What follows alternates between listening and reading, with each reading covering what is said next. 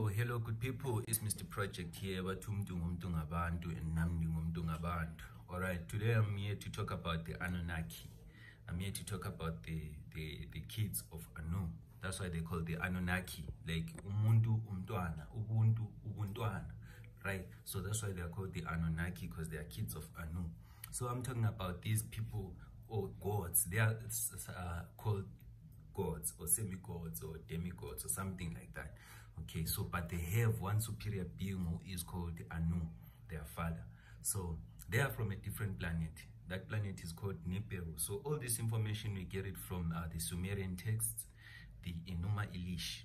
All right, so specifically this one is from the Sumerian text. So I took my time to study the Sumerian text so that I can be able to debug these issues, to put to light these issues of Anunnaki, because I know a lot of people, they are asking themselves, what is the Anunnaki? Who are the Anunnaki, and what relevance do they have on our day-to-day lives and in our belief systems and political systems? So you will see that there is a lot of parallel ideas, or there is a lot of things that were taken from the Anunnaki, the lifestyle of Anunnaki, or the Anunnaki had influence in our today lives. All right, you will see it as we go. So I just want to tell you the story, and then I'll come up with the explanation on how these things are.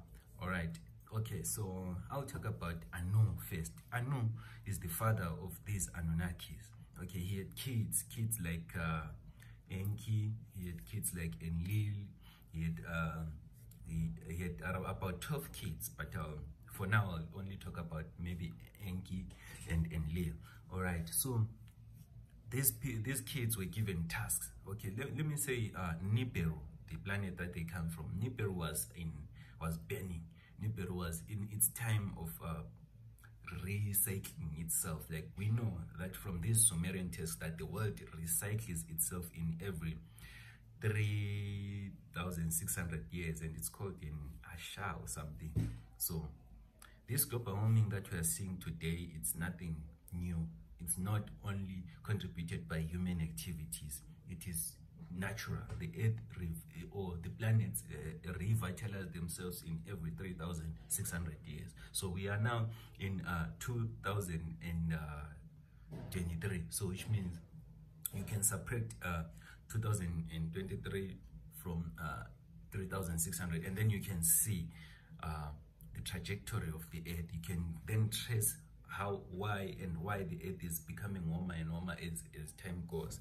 Okay, so this was just a segue, but I'm not into that today. So I just wanted to tell you that Nibiru was in such a stage where it was burning, deteriorating, and also these kids or these gods were fighting against each other there in Nibiru, not on earth here in Nibiru. So these kids fought each other until the father Anu said, no, you guys, you should focus on fixing Nibiru instead of you guys fighting, you know. So Anu told them that we need gold to fix this planet which was burning. The ozone layer was cracking, so everything was bad. The water was poisonous out of the nuclear from the war that they were fighting, because they said that they were using super weapons like nuclear, all the latest or the other weapons that we haven't even found out here on Earth. All right, so they were using those things. So Nibiru was in such shambles, so it needed to be fixed. So only gold, not this, only gold can fix the ozone layer. Only gold can fix the ozone layer. All right, so these guys these demigods Enki and Lil, they were given tasks to come to Earth and find gold. So their father Anu gave them power that, okay, you Enki, you are going to rule in Earth, but you are going to be the god of water, the god of the seas, the god of the underworld, you know. And then there's Enlil. Enlil was given the power to rule the earth on air, here on earth and on the atmosphere. All right, so there are some other gods. There are some other gods that I'm going to introduce as time goes, but for now I want you to focus on these ones. Okay. So Enki had his people, and then Enlil also had his people.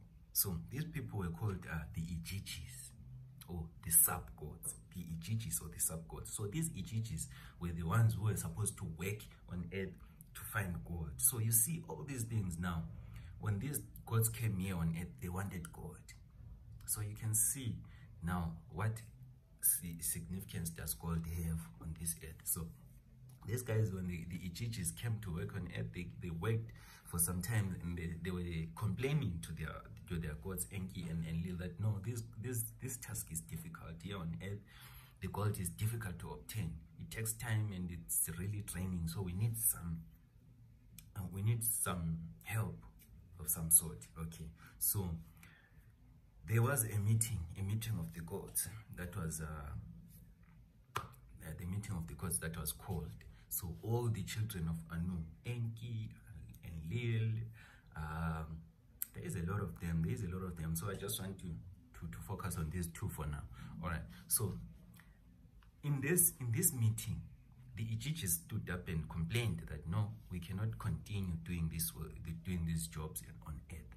So we need some machine or something that can help us obtain the gold, so that we can pulverize this gold or make it powder-like, and then we can send it to Nibiru to fix the ozone layer of Nibiru. So pulverized gold, they throw it on earth. I don't know how. They throw it on the atmosphere, and then it automatically seals the ozone layer, and then there won't be a direct heat from the sun. You know how it is. I suggest that all the people that are actually listening or watching this, they know a little bit of geography on the issues of ozone layers and all the things, So the pulverized gold is the remedy for fixing the ozone layer. So I'm giving you this. This is a nugget of wisdom. No one knows how we can fix the ozone layer, but I'm giving this from the Sumerian text. From what I've read from the Sumerian text, I realized that only gold can fix the ozone layer. So don't be too carried away by these scientists telling you stories. Stop this greenhouse, stop this, stop coal, stop this.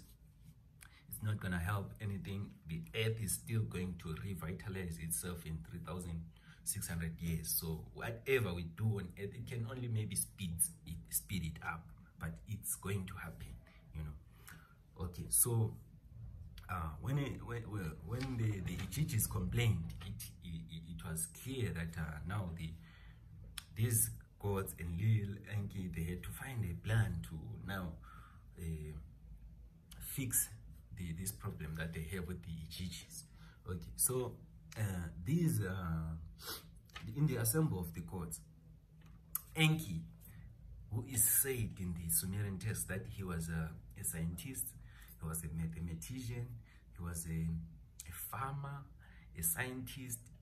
He actually was good in a lot of things, even medicine. He was good in medicine, he was good in alchemy. Let me say alchemy. Okay, so Enki lamented the creation of the first in vitro process. In vitro process is where a female is fertilized unnaturally. A female is fertilized unnaturally using scientific objects, scientific equipment to fertilize a woman, and then she gets pregnant. So the first in vitro is said here in the Sumerian text, if you read carefully. So note that these Sumerian texts were found 2,400 years ago. These Sumerian texts, although I'm not saying these Sumerian texts are true or false, but I'm saying they were found 2,600 years ago, when these agendas were not even on the table.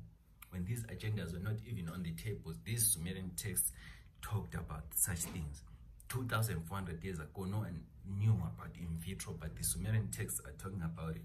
So Enki stood up in the meeting and said, Enki had a time on this earth roaming around. So Enki established his states in the. That's why you find It's called the Atlantic Ocean, because that's where there was the city of Atlantis. And also Enki, between Enki and Thoth, one of them found the city of Atlantis, you know. So they knew that there was such things in Atlantis. So Enki, he was living in Africa. Enki was living in Africa in a place called the Gold Coast, which is today Ghana. That's where Enki was living. So Enki, with these Ichichis. So Enki in the meeting said, in my time in the Gold Coast, I've seen a lot of humanoids, black people like, but these people, they are not yet like us, the gods. They are not yet like us, but if we can genetically tamper with these beings, these humanoids, they can do the work that these Ichichis are complaining about. So that was Enki talking about genetically modifying the humanoids that he found in Africa. So which means people are already here in Africa. So in the Sumerian text, it said that these gods came 450,000 years ago. And in those 450,000 years ago, these gods, Enki, found people here in Africa. There were already people in Africa. So Africa is the mother of humankind. Africa is the mother of humankind, not civilization yet, but humankind. All right. So Enki told these these people in the assembly of the gods that there is such a thing that I'm thinking, and I think this if we mix this and that will work. So they carried out this work. They agreed with Enki and they carried out this work. So Enki, they gave him 2 assistants, female assistants. So Enki went to work in this, went and took 2 of those humanoids, a female and a male, and then he tampered with them genetically, modifying their DNA. And science of today proves that our DNA was tampered with. It's not natural. It's not. If you can look at the chromosome structures, I think a human it's got 23 or 24 chromosomes. So it said that there are 2 of the chromatids that are uncapped. They took off the caps, or maybe the what you call the spindle fibers are not connecting these 2, and it's unnatural. It's unnatural. So it said that. So it supports what Enki was saying here 450 or 2,400 years ago. It supports it today. Okay, so I just want to tell you this story, and then I'll explain why I'm telling you this story. Okay, so they worked on this, they tampered on this humanoid, and then it said that they took those 2 humanoids and they put them on a Garden of Eden, if you want to say. They took those humanoids and they put them there, and then they took DNAs, they mixed DNA, and then they took some of the DNA from these gods. They put it on these humanoids, and then these humanoids now, they can reproduce. They can also now do the work that these Ichichis were complaining about. Okay, so it was carried out, and then the work began, and these people started working. The humans now. So this is how the humans were made, if you didn't know. The current human form that we are in is not the form that we were before this Anunnaki came to Earth. So it's possible that maybe we were animals, people with a lesser ability of thinking, so they enhanced all those things. And then they also did something that is very, very, very important. They also manipulated our DNA, and then they put I think they put something that will make people always want to worship something. They put a worshipping mechanism on our DNA. We should worship, because Enki had plans with these things. He did not only want these people to work on the mines. Enki had plans. So I'll talk about all this later in the next episode. For now, I'll just leave here on the assembly of the gods, and then I'll carry on after this. But of course, there is a lot of similarities that you're picking up, but I'm going to explain once I'm done with all these Sumerian texts. So for today, I think that's it, and then I'll talk about the rest of the assembly of the gods, on how Enlil was angry on this thing that Enki did. And then there are other gods like Marduk who came through, and then they fought Enki and all. But it's going to come on the next segment of this Sumerian text. All right, so this is it, guys. You can just, at least I've given you the foundation of who are the Anunnakis and what did they come here to Earth to do. All right, so okay, we'll carry on the next segment. Thank you.